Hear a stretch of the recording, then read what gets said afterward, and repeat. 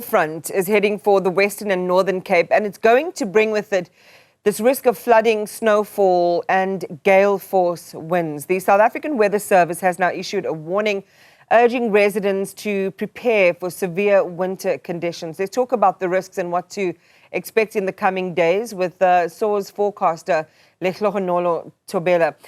Good morning to you and welcome to the program. It's really great to have you. So I've just shared with our viewers this warning for a severe cold front hitting the Western and Northern Cape. Just break down exactly what residents in these provinces can expect between Wednesday and Friday.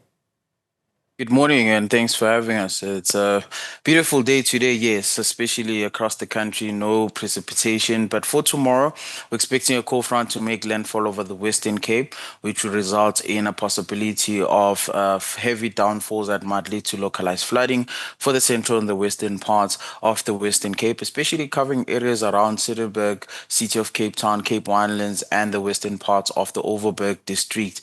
We're also expecting damaging winds and waves along the west coast into the south coast, which might result in navigation at sea to be difficult, as well as disrupt some ports over those areas and some harbors. So people should take caution around those areas.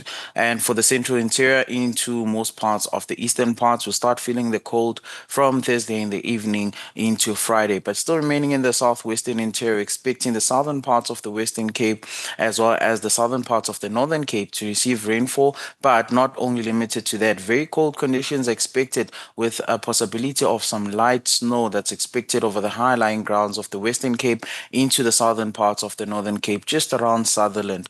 Now, once we get to Thursday, we're expecting the cold condition to spread into the Eastern Cape, with the western parts of the Eastern Cape expecting a 30% chance of rain and showers, but damaging winds are still expected in the interior of the Eastern Cape province. Once you get to Thursday evening into Friday, the cold then will move over to the northeastern parts, affecting the Free State, Gauteng, the northwest into KwaZulu-Natal.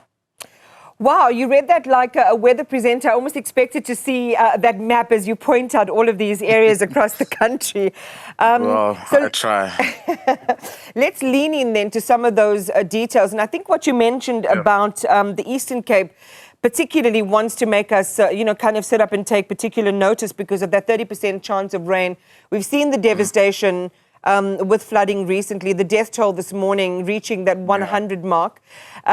So when we issue these warnings, what should, especially residents in places in the Eastern Cape, be paying very close attention to, Lehlohonolo? You know what? For now, the rain is expected for the Western Cape, but I'd say for localized flooding is expected with heavy rain, especially over the low-lying bridges, and formal and informal settlements usually also get to be affected. In the formal area, or formal residents and formal settlements, we expect more traffic as well as drainage systems may be affected, especially if they're not then well maintained, because then you'd have flooded roads and people may drive into potholes and resulting into accidents, or even drive into sinkholes, because when the road is flooded, you never know what's underneath, as all you can see is just water and you just can hope to drive over. But then I'd say limit going into areas that are flooded, and once you see floods, travel with caution, as well as some roads that might be slippery. So make sure that you keep a safe distance, and if you are driving around those areas, make sure that you are aware of all these conditions. But for low-lying areas and informal settlements, we usually see that there are people who have built around floodplains, and once you notice that once you have heavy rain, it results in more of the flooding, and people may be in danger due to most of the rain. And we're expecting 25 to about 40 millimeters of rain over the southwestern parts of the Western Cape. For the mountainous areas, it's between 50 to about 80 millimeters of rain that's expected into the afternoon. And when you consider how quickly water levels rise in a flash flood, people often aren't able to move and take their belongings with them.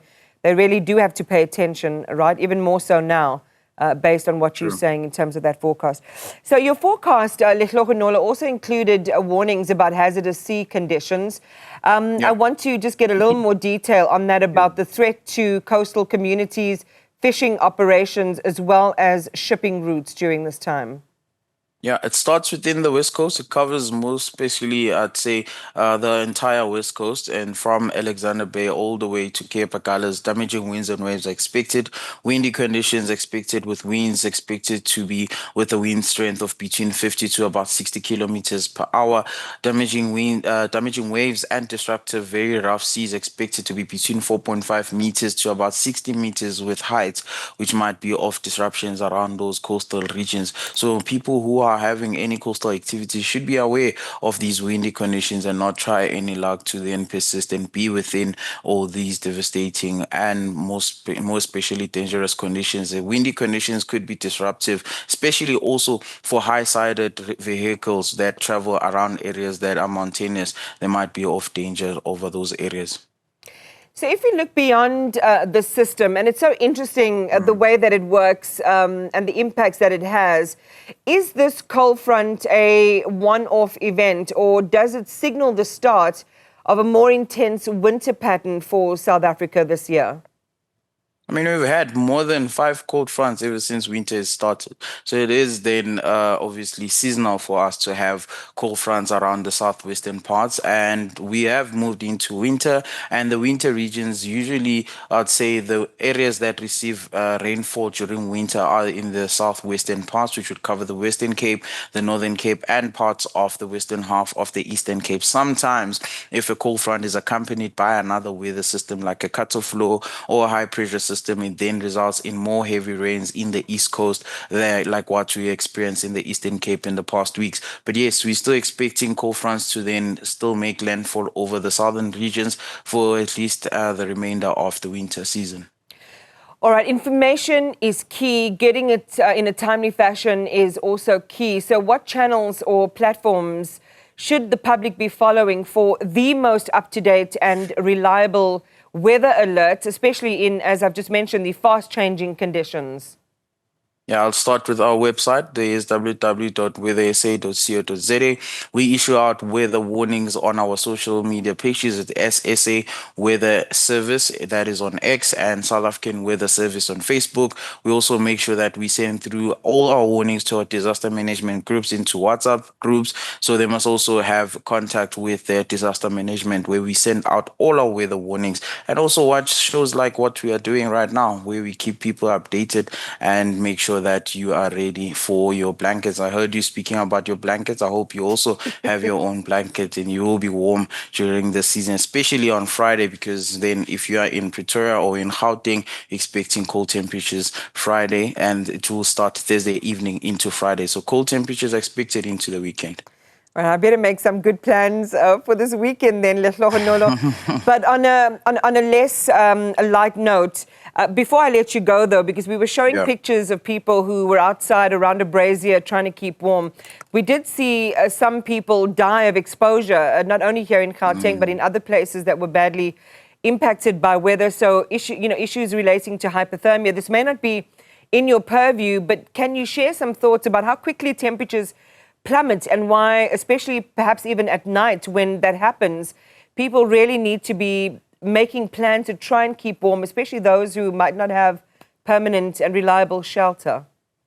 Yeah, so with the cold front having made landfall or expected to make landfall tomorrow, Thursday into Friday, that's when the cold front starts to move eastwards. The moment it starts to move into the east, we'll start having and feeling the effect over the central interior into Gauteng late evening on Thursday into Friday, especially in the morning. Yes, the rain is still expected from tomorrow into Thursday morning over the Western Cape, but we're not expecting any rainfall, but it's just a drop in temperatures as well as windy conditions. So one thing that I would expect is the cold temperatures to start from Thursday evening into Friday in the morning as well as into the afternoon, especially for the northeastern provinces, which would cover Mpumalanga, Gauteng, the northwest into the Free State. So people should make sure that the blankets are out from Thursday, make sure that you're warm.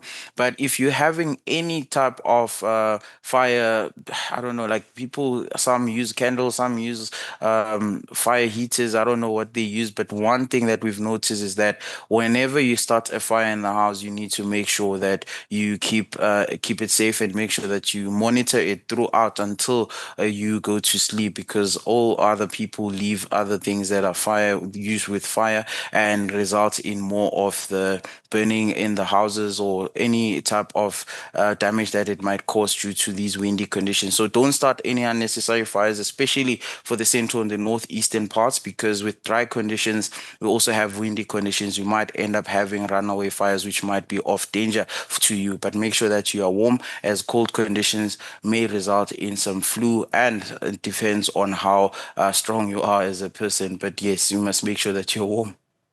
All right, we'll certainly take that advice to heart. And my EP Mahlotzi is just reminding me that it's going to be -2 in Joburg on Friday. So, for some people, it could be the start of a romantic weekend. For others, really going to have to make plans. Lehlohonolo, you and your team keep well